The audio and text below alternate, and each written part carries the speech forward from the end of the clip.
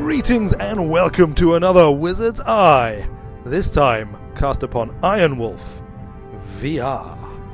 That's not actually IronWolf VR, that's a poster that says loose lips might sink ships, and indeed, they might. For you see, IronWolf is a submarine, and I'm going to be piloting it out on the high seas on the search for the enemies, probably of the Mexican Socialist Republic. I like to imagine that that's who the IronWolf belongs to, and that I am indeed some kind of awesome captain of the best and most mighty submersible canoe in all of the MSR fleets.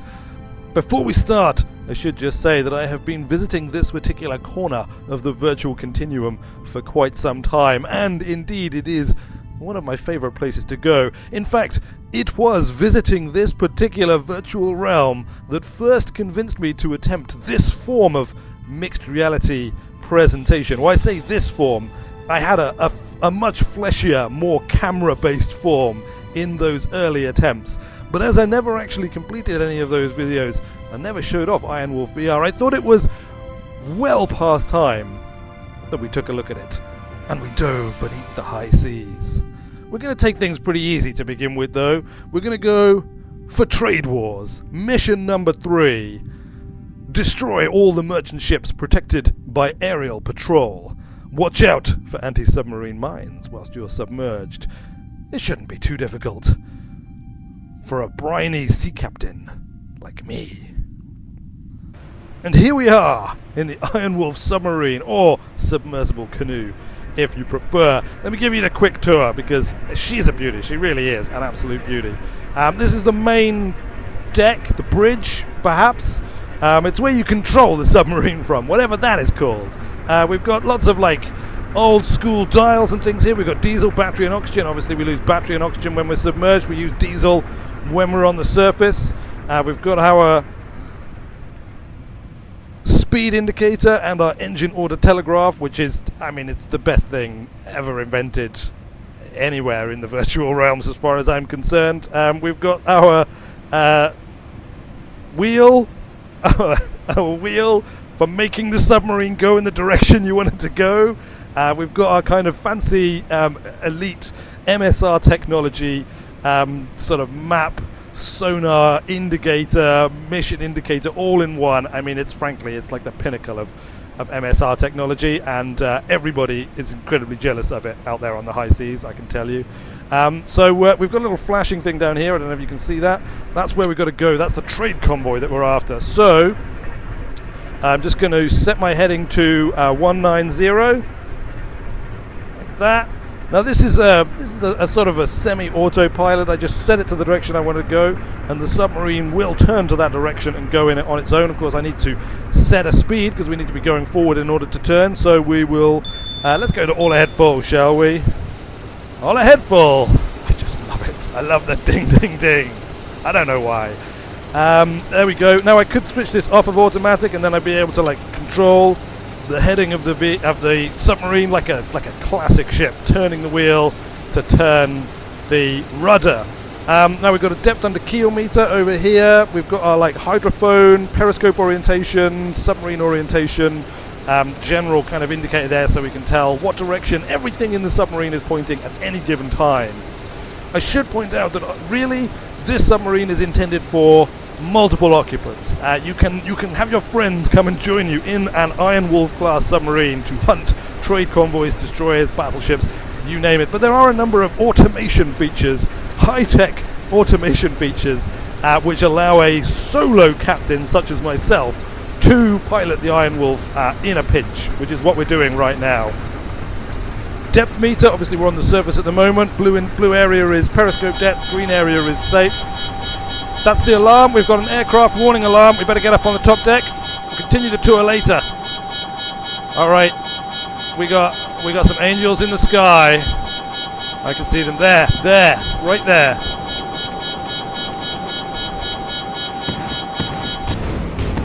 I probably should have dove before now. We'll do that as soon as we've taken this one out. Come on. Now unfortunately mixed reality does mess with the sea somewhat, which is why it looks a bit wacky. Come on. Come on. Wait till you can see the pilot's eyes. There we go. Yes, we messed with the wrong Iron Wolf. Alright. I don't see any of the planes right now, so let's get below and dive. Okay. Dive, dive, dive. Flood ballast tanks. Hydroplanes to down. Ballast water level is rising. Buoyancy is negative. Cut that off. Keep an eye on the depth meter. Light should go red any second when we dove. There we go. We're underwater.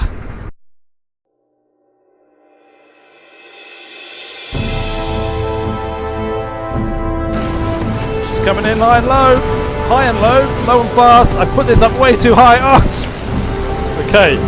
Okay, we might have taken a hit then, and we didn't hit it. This is way too high. We need to put it down.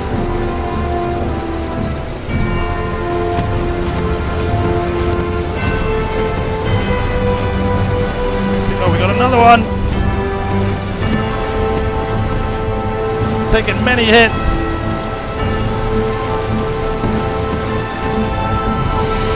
Yes! Direct hit. All right. Got multiple planes in the air. This is not good.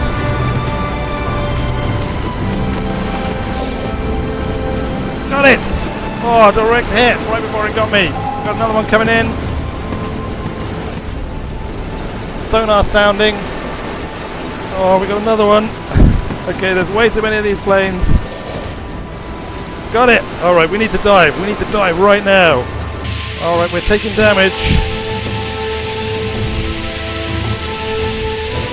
Flood the ballast tanks, not too much. Just want to get below the surface. Hydroplanes down, we took a hit. We're also heading right towards a couple of undersea mines. Let's just come down to dead slow, and I need to do some repairs. We are leaking badly. This is my repair tool. Just need to weld these pipes up so they stop leaking. Come on, don't want to drown. Don't want to drown.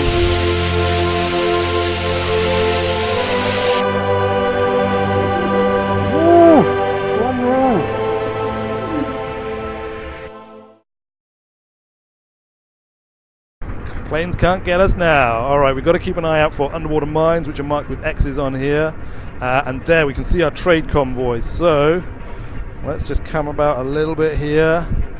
We kind of want to take path 220 to cut between those mines. Cut them off a little bit. In fact, it might even be worth going to 230 because we're gonna come in the direction that they're going. All right, we're going to stay at all ahead flank. The little circle there that's decreasing in size, that's our detection radius. That's within that, enemy vessels can detect us. Outside of that, we are invisible. They do not know that we stalk them, other than the fact that one of their planes got shot down and probably reported that there was a submarine before it did.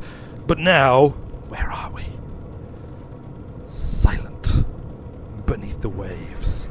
We're a little bit below periscope depth at the moment, so I'm just going to bring our depth up. Buoyancy to positive. So that's my airflow and that's my water for filling and emptying the ballast tanks. I just want to bring up, it's pretty dark in here, can't even really see it. I just want to bring that up to be within periscope depth so that we can put the periscope up. Now if we get hit, we've got this, which is like a blowtorch, which we can use to weld up pipework and stuff. Hopefully we won't get hit. I don't know how to drop it now that I picked it up. I don't know how to put it down. There we go, I put it down. You just put it back on the wall, that's what you have to do. Alright, how are we doing? We can adjust our heading a little bit. Coming on that trade convoy. Now, because we're submerged, our speeds drop right down. We're only doing just over 6 knots, around about 6 knots. We are at periscope depth, however. So, let's go aft. We'll check the periscope. So this is the weapons room. Oh, I don't know what this is. It's a new room. Oh, it's the engine room. Alright, this is the engine room. Snorkel status, stowed. battery levels, we've got power charge draw, reserve air pressure. So this is where your Scotty would hang out, manipulating things, coolant pumps, fuel pumps. I'm sure there's amazing stuff to do. I never received MSR training on the engine room. It's new, so let's not mess around in the engine room. Let's just go back to the weapons room. So this is our super advanced targeting computer and firing system for launching our torpedoes. We've got no solution locked at the moment. Look at this. It's just brilliant. It's brilliant. It blows me away. It's amazing. Let's not get distracted though. The reason we're in here is the periscope. So let me just bring the periscope down.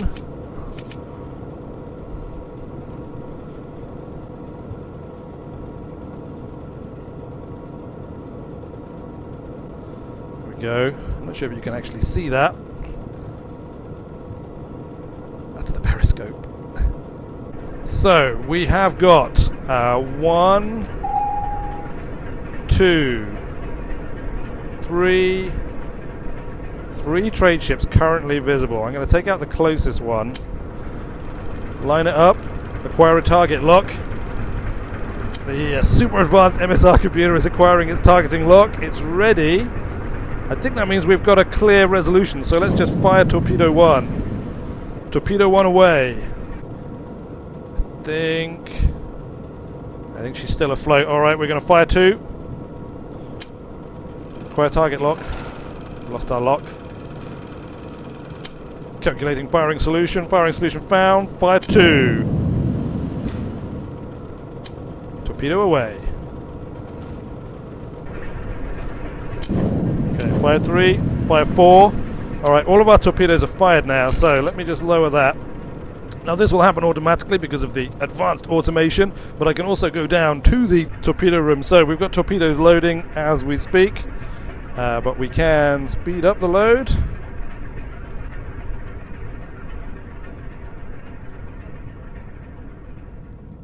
Come on, in you go. There we go. Torpedo loaded. Close the hatch. Seal it. Ready to fire. Close the hatch. Oh, I've picked up the oxygen. I've got oxygen. I don't know how to put that. I don't know how to put that down. Check where we are. So there we go. Everything's ready to fire except tube 4, which is still loading. Hopefully that'll be... Oh, I've put it on! That's why I've put the thing on. There we go. I don't know what to do with it. I don't really need it, but I've got it. Seems the only way I can get rid of it is to wear it. I don't know what that's going to look like. Alright, well, let's just leave it on my hand for now, for the time being. Okay, I see some more members of the trade convoy. Acquire a targeting lock. Lock acquired. Fire 1. Fire 2. Alright, who else is out there?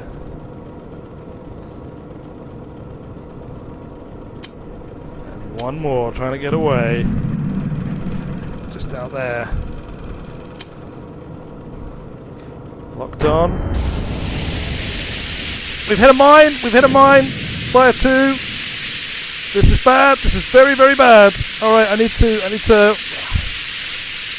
weld this thing, and I need to blow all ballast tanks and get to the surface. Blow all ballast tanks, hydroplanes to fall forward.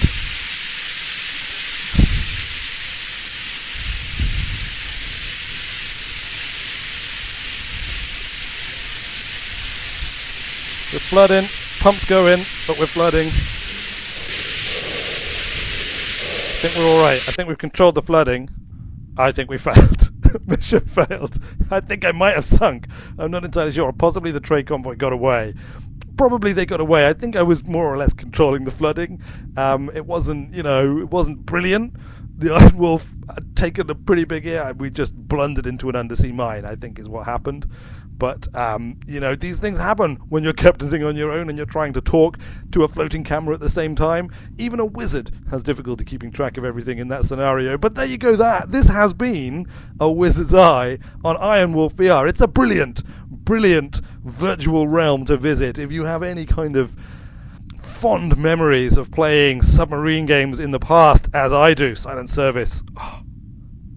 688 attack sub. the best.